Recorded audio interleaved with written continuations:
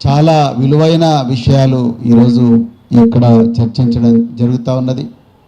మరి ఈరోజు కేవలం ఒక 10,000 కుటుంబాలకు మాత్రమే నష్టం జరుగుతుంది అని గౌరవ ముఖ్యమంత్రి రేవంత్ రెడ్డి గారు పదే పదే ప్రస్తావిస్తూ ఈ మూసీ సుందరీకరణలో జరగబోతున్న కొలేటరల్ డ్యామేజ్ అంటే ప్రజల జీవితానికి నష్టం ఏదైతే జరుగుతుందో ఆ నష్టం చాలా చిన్నదిగా చూపిస్తూ తెలంగాణకు లక్షల కోట్ల సంపద రాబోతుంది అని చెప్పి ఏదైతే ప్రచారం చేస్తున్నారో ఆ ప్రచారం కేవలం లక్షల కోట్ల రూపాయలు దండుకోవడానికి చేస్తున్న ప్రచారమే అని చెప్పి ఆధారాలతో సహా మరి ఈరోజు నిరూపించే ప్రయత్నం ఇక్కడ విద్యార్థి సంఘాల ద్వారా జరుగుతున్నది. చాలా ఆనందంగా ఉన్నది.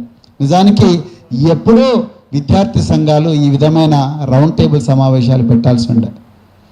కేవలం మూసీ సుందరీకరణ మీద మాత్రమే కాదు, గాజాలో జరుగుతున్న యుద్ధం మీద కూడా రౌండ్ టేబుల్ పెట్టాల్సి ఉండే. అదేవిధంగా ఈరోజు అమెరికా ఇరాన్ మధ్యలో జరుగుతున్న యుద్ధం తద్వారా ప్రపంచం మీద మరి ముఖ్యంగా పేద ప్రజల మీద జరుగుతున్న ఏదైతే దుర్మార్గం ఉందో వాళ్ళ జీవితాలు ఎట్లా శిథిలమైపోతున్న యుద్ధాల వల్ల మరి దాని గురించి కూడా రౌండ్ టేబుల్ పెట్టాల్సి ఉండే. 6 గ్యారంటీల మీద కూడా విద్యార్థి సంఘాలు రౌండ్ టేబుల్ పెట్టాల్సి ఉండే. అదేవిధంగా 8,000 కోట్ల బకాయిలు ఏవైతే ఉన్నాయో 10,000 కోట్ల బకాయిలు వాటి మీద కూడా రౌండ్ టేబుల్ సమావేశం పెట్టాల్సి ఉండే.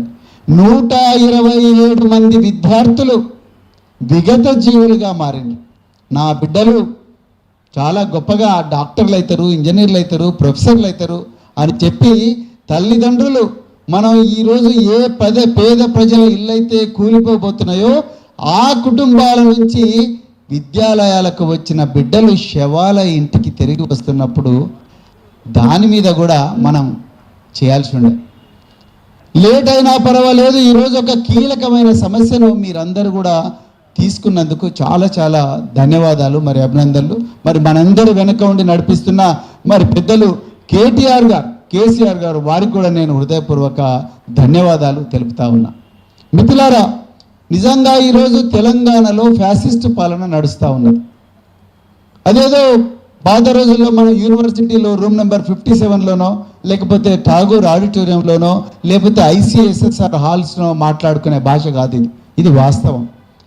2023లోనే ఈ 5 లక్షల కోట్ల రూపాయలను తినడానికి భారీ కుట్ర జరిగింది. మీరు ఒక్కసారి మంత్రివర్గ విస్తరణ చూడండి. ఈరోజు గౌరవ ముఖ్యమంత్రి తన దగ్గర ఏ శాఖలు పెట్టుకున్నాడు మీరు చూడండి. రేవంత్ రెడ్డి గారే ముఖ్యమంత్రి, సాధారణ పరిపాలన వారి చేతిలోనే ఉంది, హోమ్ మినిస్ట్రీ కూడా వారి చేతిలోనే ఉంది, అదేవిధంగా municipal administration and urban development కూడా వారి చేతిలోనే ఉన్నది. అంటే 1 కోటి పాపులేషన్, 1,10,00,000 మంది ప్రజలు ఏ ప్రాంతాల్లో అయితే నివసిస్తున్నారో అంటే సగం తెలంగాణ నివసిస్తున్న పాపులేషన్ ప్రభావితం చేసే మున్సిపల్ శాఖ వారి చేతిలోనే పెట్టుకున్నారు. అదేవిధంగా మరి హోంశాఖ వారి చేతిలోనే పెట్టుకున్నారు. జనరల్గా ఏ ముఖ్యమంత్రి కూడా హోంశాఖ తన దగ్గర పెట్టుకోరు.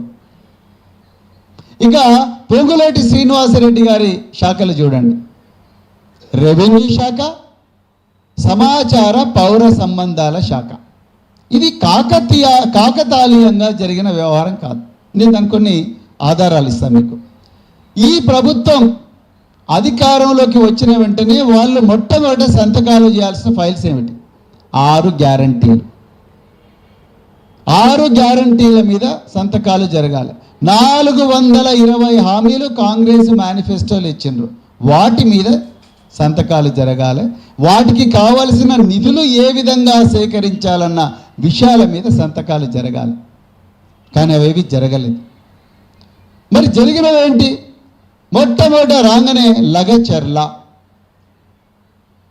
బల్లులు కూడా గుడ్డు పెట్టని భూములను 100 సంవత్సరాల నుంచి రాత్రింబవళ్ళు గిరిజన బిడ్డలు వాళ్ళు కాయకష్టం చేసి నడుములు వంచుకొని మరి పాములు గుట్టినా తేళ్లు గుట్టినా కొడవళ్ళతోని గడ్డపారలతోని వ్యవసాయం చేసి ఆ భూములను చదును చేసుకుంటే పోతేనే దాదాపు 2000 ఎకరాలు 3000 ఎకరాల భూములు ఫార్మాసిటీ అని తన అల్లుడికి సృజన్ రెడ్డికి కట్టబెట్టడానికి లగచెర్ల భూముల దోపిడీ. ఇక దాని తర్వాత ఇంకో దగ్గర భూముల దోపిడీ, ఇంకొక దగ్గర భూముల దోపిడీ. ఇంతకుముందు ఒక సోదరుడు చెప్పిండు, హైదరాబాద్ నగరం నడిబొట్టున పరిశ్రమలు బాగా డెవలప్ కావాలని చెప్పి 9292 ఎకరాల భూమిని రకరకాల ప్రభుత్వాలు సేకరిస్తే ఆ భూములను హిల్ట్ పేరు మీద హైదరాబాద్ ఇండస్ట్రియల్ ల్యాండ్ ట్రాన్స్ఫర్మేషన్ అని చెప్పి హిల్ట్ పేరు మీద దాన్ని రియల్ ఎస్టేట్ కంపెనీలకు కట్టబెట్టే కుట్ర జరుగుతూ ఉన్నది. తెలంగాణ తొలి ముఖ్యమంత్రి కేసీఆర్ గారు 16,000 ఎకరాలను ఫార్మాసిటీలు మరియు ఇతర పరిశ్రమలను డెవలప్ చేయాలని చెప్పేసి భూములు సేకరిస్తే పోచారం దగ్గర ఆ భూములను ఫ్యూచర్ సిటీ పేరు మీద వాటిని గుంజుకొని ఆ ఫార్మా కంపెనీలు ఎవరికైతే అలాట్ అయినాయో వాళ్ళని కూడా బయటికి పారదండి.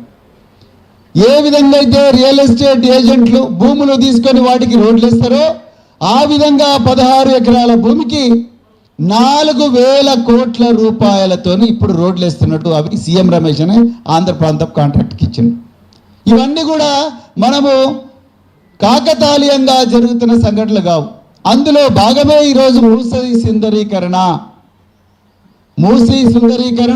3,200 ఎకరాల భూమిని సేకరిస్తున్నారు. ఈ భూములు మామూలు భూములు కాదు, ఇందులో వేల కుటుంబాలు, లక్షల కుటుంబాలు ఇక్కడ నివాసం ఉంటున్నాయి గత 100 సంవత్సరాల నుండి. మిత్రులారా, ఇక్కడికి కేవలం ఒక 500 మీటర్ల దూరంలోనే ఎర్రమంజిల్ కాలనీ ఉన్నది. ఎర్రమంజిల్ కాలనీలో 2004 సంవత్సరం నుంచి 2006 సంవత్సరం వరకు నేను నివాసం ఉన్నా. మేము ప్రభుత్వ క్వార్టర్లో నివాసం ఉన్న, అక్కడ ఎమ్మెల్యేలు ఉండేవాళ్ళు, ఐఏఎస్ ఐపీఎస్ అధికారులు ఉండేవాళ్ళు. నిమ్స్కు దీనికి సోమాజిగూడ ప్రెస్ క్లబ్కు మధ్యలో ఉన్నదే ఎర్రమంజిల్ ఆఫీసర్స్ కాలనీ. 2006 సంవత్సరంలో మెట్రో లైన్ విస్తరణ కోసం ఆ క్వార్టర్లన్నీ కూడా మేము తీసేసుకుంటాం అని చెప్పి మా ఇంటి ముందర నోటీసు అతికించిన వెంటనే మొట్టమొదట ఏడ్చింది మా అబ్బాయి.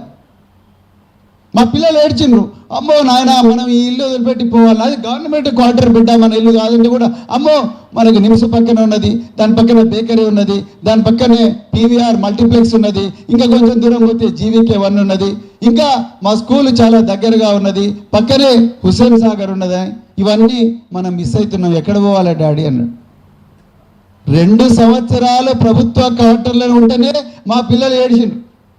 ప్రభుత్వం కూలగొడుతుంది అనే వరకే, అది మా ఇల్లు కాదు, నిజానికి ప్రభుత్వం మాకు అలాట్ చేసింది.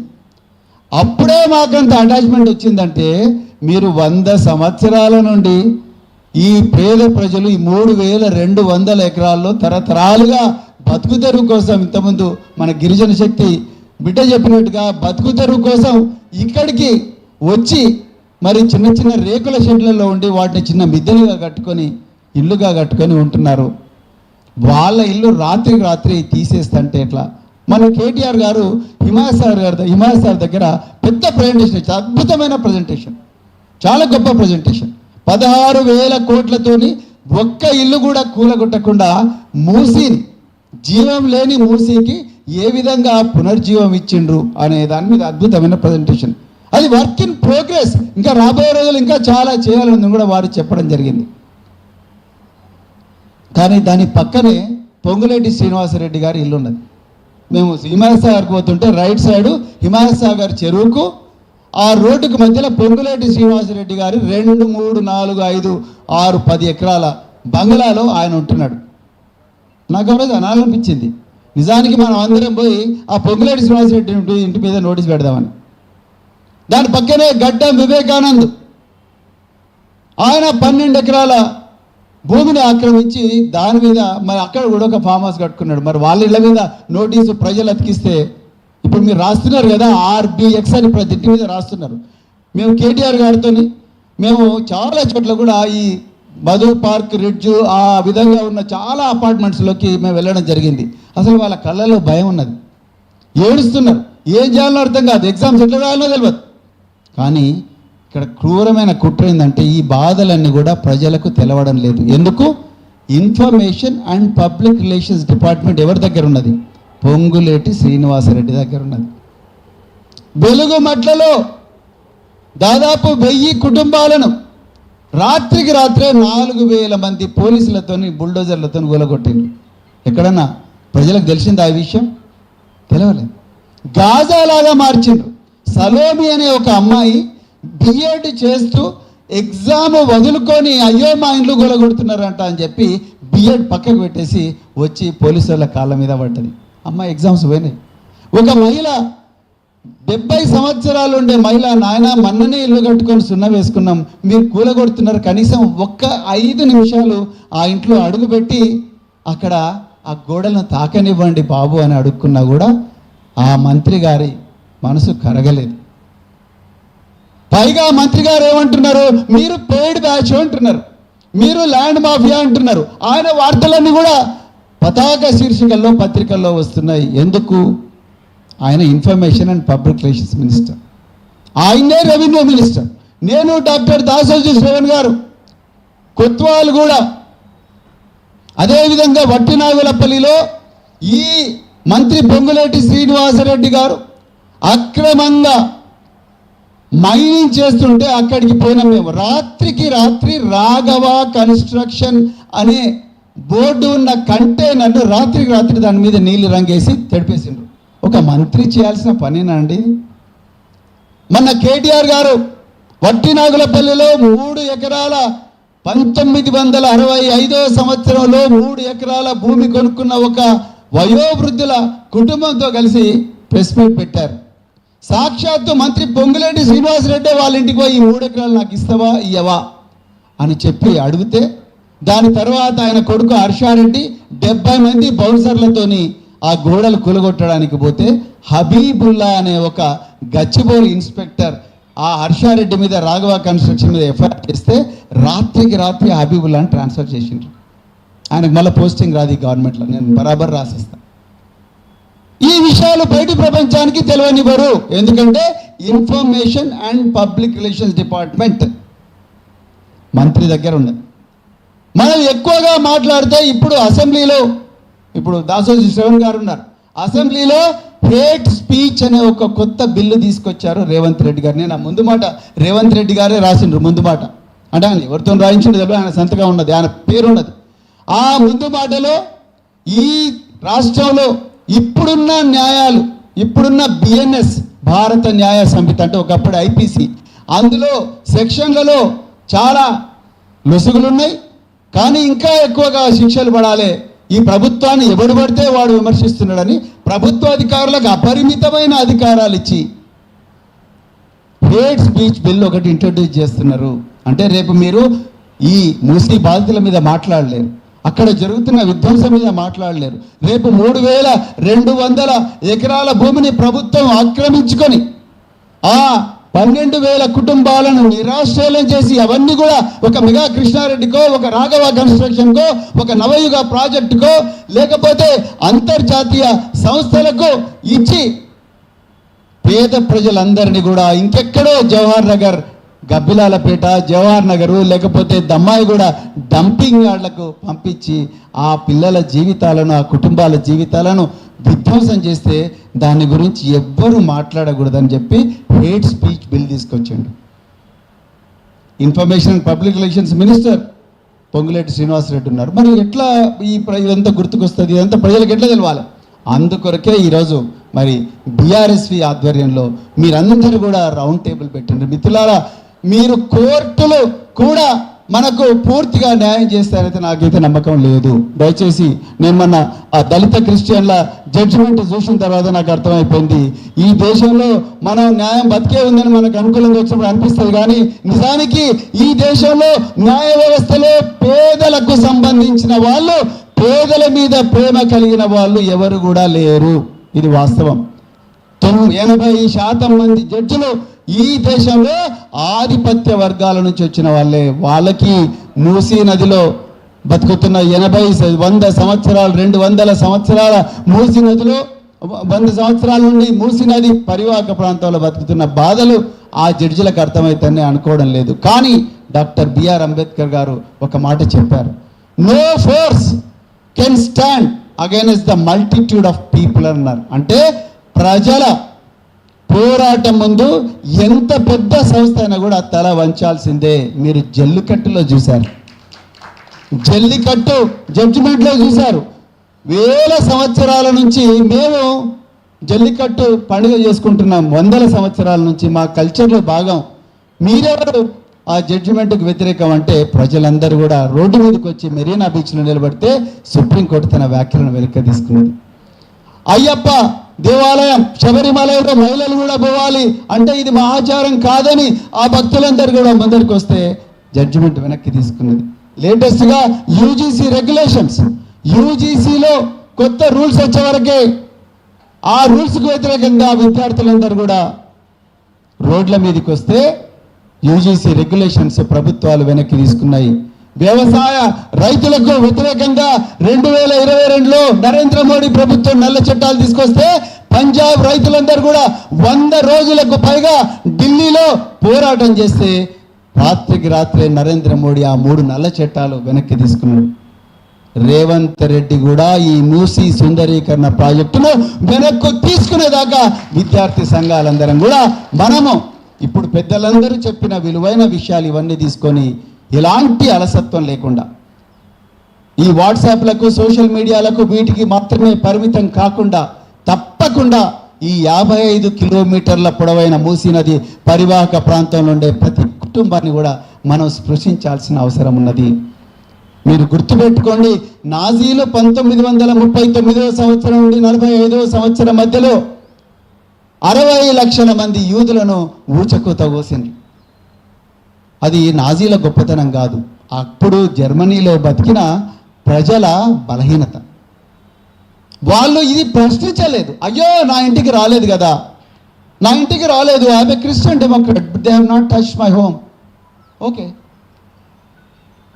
I'm a socialist, they have not touch my home. Okay, but ఒకరోజు రాత్రి వాళ్ళు నీ ఇంటికి కూడా వస్తారు, నీ ఇంటికి వచ్చి నీ ఇంటి మీద కూడా నోటీస్ వేస్తారు. అప్పుడు నువ్వేం చేస్తావు? అప్పుడు నీ వెనక ఎవరు ఉంటారు?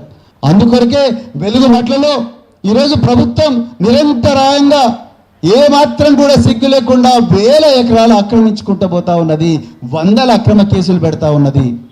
ఎవరు అడగడం లేదు, ఎందుకంటే ఇది నా ఇంటికి రావడం లేదు కదా. కానీ రేపు నీ ఇంటికి పోలీసులు వచ్చి నోటీస్ అతికిచ్చినప్పుడు, ఎంఆర్ఓ నోటీస్ అతికించినప్పుడు నీ వెనక ఎవరు ఉండరు సుమా. అది దయచేసి గుర్తుపెట్టుకో. అందుకొరకే ఇక్కడ బతుకుతున్న పిల్లలు ఈరోజు నిరాశ్రయులుగా కాబోతున్న మధు పార్క్ రిడ్జ్ వాళ్ళు కావచ్చు, లేకపోతే గ్రామీణ ప్రాంతాల్లో బైరాగూడ కావచ్చు, ఇంకా ఎన్నో బస్తీలు ఉన్నాయి. ఆ బస్తీలో నా వాళ్ళు లేరు, నేను ఆ బస్తీలో బతకడం లేదు. నేను క్యాంపస్ హాస్టల్లో ఉంటున్నా, కాచిగూడ హాస్టల్లో ఉంటున్నా, రేవంత్ నగర్ హాస్టల్లో ఉంటున్నా, లేకపోతే బుద్ధభవన్ హాస్టల్లో ఉంటున్నా అని నువ్వు అనుకుంటే మాత్రం రేపు నీ హాస్టల్ కూడా కూలిపోతుంది మిత్రమా. ఇదే ముఖ్యమంత్రి, ఎడ్యుకేషన్ మినిస్టర్గా ఉన్న ముఖ్యమంత్రి ఇదే ఠాగూర్ ఆడిటోరియంలో నేను గ్రీన్ ఛానల్ ద్వారా మీకు 1000 కోట్లు ఇస్తాను అని చెప్పి ఉస్మానియా యూనివర్సిటీ వీసీకి ఇప్పుడు డెవలప్ చేయండి అన్నాడు. మరి ఒక్క పైసా వచ్చింది? ఇక్కడ 2 ఆచార్యులు ఉన్నారు, విశ్రాంత ఆచార్యులు, ఒక్క పైసా వచ్చిందా? రాలేదు. మరి దీని గురించి మనం ఎందుకు రౌండ్ టేబుల్ పెట్టడం లేదు? ఏమైంది మరి? ఇప్పుడు ఆకునూరు మురళి విద్యా విధానం అన్నాడు, ఉపాధ్యాయుల జీతాలు తగ్గించాలన్నాడు ఆ కమిషన్ ద్వారా. అదేవిధంగా రెసిడెన్షియల్ పాఠశాలలో డిగ్రీ కళాశాలన్నీ తీసేయాలన్నారు. కేసీఆర్ గారి ఆనవాళ్ళు ఏవైతుంటే అవన్నీ కూడా తీసేయాలన్నారు. రేపు మన దగ్గరికి వస్తే రేపు మన పిల్లలు చదివే స్కూల్ కూడా మొత్తం ఖతమైపోతాయి. అప్పుడు మన పరిస్థితి ఏంది? అందుకొరకే ఈ సమస్య కేవలం మూసీ పరివాహక ప్రాంతంలో బతుకుతున్న ప్రజల సమస్యనే కాదు, ఇది తెలంగాణ ప్రజల సమస్య, ఇది దేశ ప్రజల సమస్య. ఈ థేమ్స్ నదితోనో లేకపోతే సియోల్తోనో లేకపోతే సమర్పతోనో దీన్ని పోల్చడం సరికాదు. ఆ దేశం వేరే, మన దేశం వేరే, వాళ్ళ సంస్కృతి వేరే, మన సంస్కృతి వేరే. వాళ్ళు థేమ్స్ నది ప్రాజెక్టుకు అప్రోచ్ అయిన విధానం వేరే. చివరిగా ఒక మాట చెప్పి నేను ముగిస్తున్నా. ఒక నదిని పునరుజ్జీవం చేయాలంటే ఒక్కొక్కసారి 1000 సంవత్సరాలు కూడా పట్టచ్చు. ఈరోజు పక్కనే ఉంది హుసేన్ సాగర్ 400 సంవత్సరాల క్రితం నిర్మించబడ్డ హుసేన్ సాగర్లో ఈరోజు మనం ఈత కొట్టగలమా? ఈత? ప్రజలు ఆత్మహత్యలు చేసుకోవడానికి సిద్ధపడి హుసేన్ సాగర్లో దుంకితే ఒక్కడే వ్యక్తి పోయి తీసుకొని వస్తాడు. ఆయన పేరు కృష్ణ, లేక్ పోలీస్ స్టేషన్ దగ్గర ఉంటాడు. శివ ఆ శివకు కూడా నేను అడిగిన, శివ నీకు మరి లోపల అమ్మో నాకు భయం అవుతుంది సార్, అందుకని తొందర బయటకు వస్తా అంటాడు. అంటే నేను అనేది ఏంటంటే అంత ఈజీ కాదు. ముందు దానికి రావాల్సిన వ్యర్థాలు ఏవైతే ఉన్నాయో, కాలుష్యం ఉంటుందో ముందు వాటిని చేయాలంటే దానికే 50 సంవత్సరాలు పడుతుంది. ఇంతకుముందు థేమ్స్ నది పునరుజ్జీవం గురించి మాట్లాడారు. 150 సంవత్సరాలు పట్టింది ఇప్పటి వరకు, అయినా కూడా గాలే. 2100 సంవత్సరం నాటికంటే 2026 నుండి 2100 సంవత్సరాల వరకు దాదాపుగా 1.7 బిలియన్ పౌండ్స్, అంటే దాదాపుగా 1,70,000 కోట్ల రూపాయలు, 1,70,000 కోట్ల రూపాయల ఏవైతే రూపాయలు ఉన్నాయో వాటి కోటాను కోట్ల రూపాయలు ఖర్చు పెట్టినా కూడా కంప్లీట్ కాదు అని అంటున్నారు రేవంత్ రెడ్డి గారు. 2 సంవత్సరాల లోపలనే ఇదంతా చేస్తా అంటున్నారు. మీరందరూ కూడా దయచేసి దీని గురించి ఆలోచించాలి. చాలా సింపుల్ భాషలో ప్రజలందరికీ కూడా వివరించాల్సిన అవసరం ఉందని చెప్తూ, మరింత చక్కటి అవకాశం నాకు ఇచ్చిన మరి బీఆర్ఎస్పీ నాయకుడు గెల్లి శ్రీనివాస్ యాదవ్ గారికి ప్రత్యేకమైన ధన్యవాదాలు చెప్తూ జై తెలంగాణ. పెద్దలు ఆర్ఎస్ పవన్ కుమార్ గారికి ప్రత్యేకంగా ధన్యవాదాలు తెలియజేస్తా ఉన్నాం. సార్ ఖచ్చితంగా మేము అనేకమైన అంశాల మీద తీసుకుంటాం సార్. మూసి ఒక్కటే కాదు, ఫీజు రీయింబర్స్మెంట్ కోసం కొట్లాడడం, నిరుద్యోగులకు ఉద్యోగాలు కాంగ్రెస్ ప్రభుత్వం ప్రకటించిన 2 లక్షల ఉద్యోగాలు ఇవ్వాలని చెప్పి, జాబ్ క్యాలెండర్ అమలు అని చెప్పి కొట్లాడుతూ ఉన్నాం. తెలంగాణ ఉద్యమంలో ఒక ఉద్యోగాల కోసం కాదు, తెలంగాణ రాష్ట్రమే రావాలని చెప్పి హైదరాబాద్